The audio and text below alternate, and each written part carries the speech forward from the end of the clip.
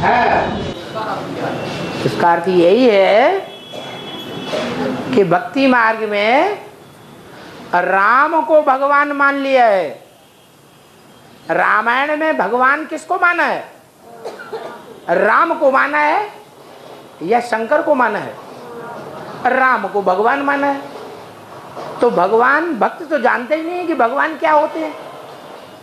भक्तों ने तो कहीं राम का रूप दे दिया, कहीं कृष्ण का रूप दे दिया, कहीं गणेश का रूप दे दिया, कहीं हनुमान का रूप दे दिया। तो जो जिसका भक्त है उसने उसी को भगवान मान लिया। तो राम को जो भगवान माना है, वास्तव में वो भगवान है कौन? वो भगवान निराकार है या साकार है? निराकार है। तो उसके लिए उसने ये बोला क्या? और एक गुप्त मते सबे कहो कर जोर, शंकर भजन बिना नर भगत की पावे मोर। अगर शंकर को नहीं मानोगे तो समझो मेरे को भी नहीं मान सकते, क्योंकि मैं मुकर्रर शंकर में ही आता हूं।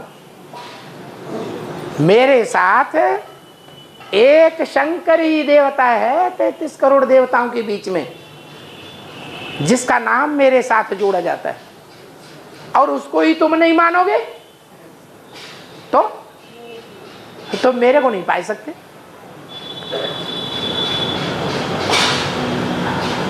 और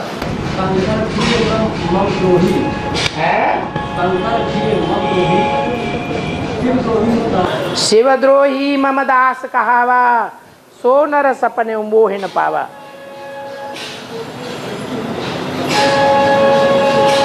ये कहने वाला कौन है? राम भगवान।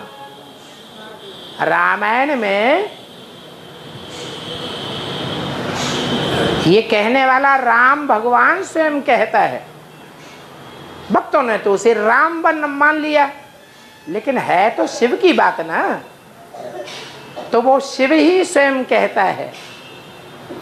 भक्ति मार्ग में शिव शंकर को मिला के अगड़म पगड़म कर दिया। क्या गड़बड़ हो गया? शिव को ही शंकर और शंकर को ही शिव मान लिया। तो इसलिए उन्होंने जहां शिव बोला है, वास्तव में वो शंकर की बात है। तो भगवान ने स्वयं ही बता दिया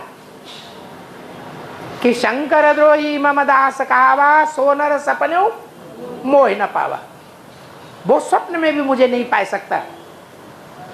जो साकार स्वरूप को नहीं मानेगा वो, क्यों? मैं साकार में आकर के ही सारी सृष्टि को परिवर्तन करता हूं। निराकार में रह करके थोड़ी परिवर्तन करूंगा।